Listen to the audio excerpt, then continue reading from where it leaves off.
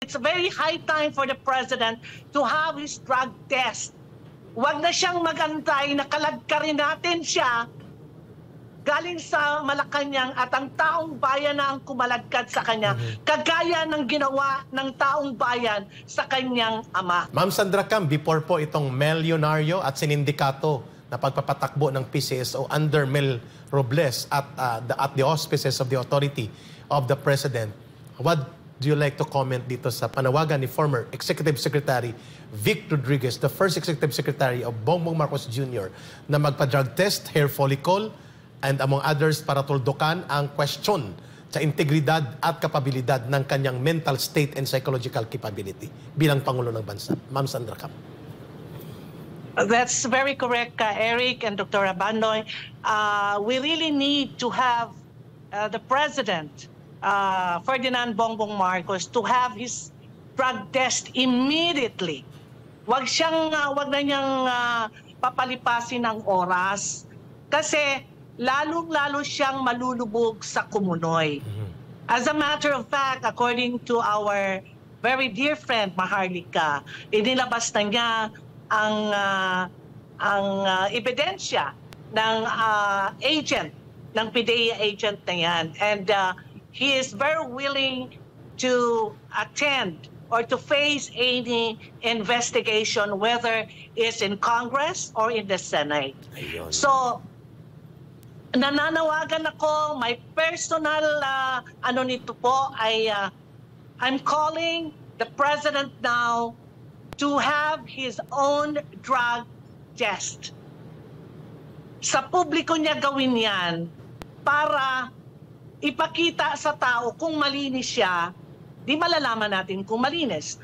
Pero kung talagang polboronic pa rin siya at gumagamit pa siya ng substance na yan, then he has to resign.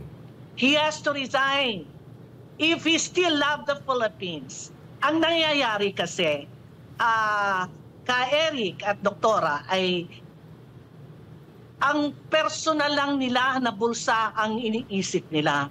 They don't care now about the Filipino suffering.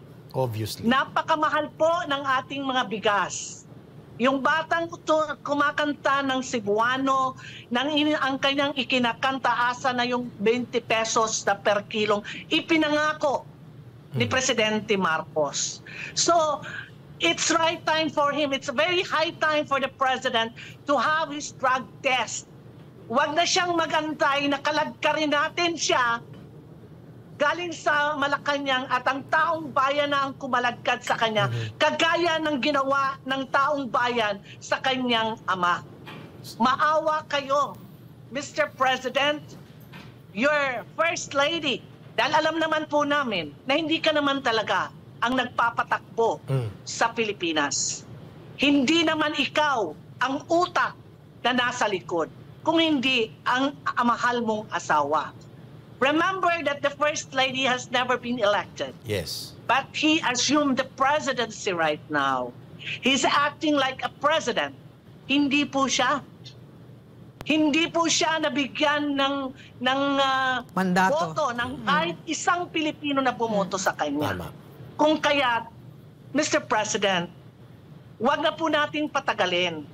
Lalabas na ang ahente ng PDEA na naglabas ng papel na binigay kay Maharlika na sinasabi nitong si Lazo na ay fake news. At even the Secretary of DILG, si Secretary Abalos, ay fake news. Ngayon, nailabas na yan. Ayan na at gumawa na ng sulat ang ahente ng PDEA na yan, na that he is very willing to face any investigation, whether it's in the Senate or in Congress or anywhere. Hindi lang siya mag-iisa, kundi yung mismong team, operatives nila ang lalabas. Sana maawa kayo, kayong mga taga-Malacanang dyan.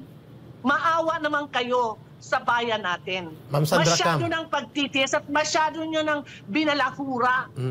Yeah. Binalahura na nyo ang ating bayan. Ma'am Sandra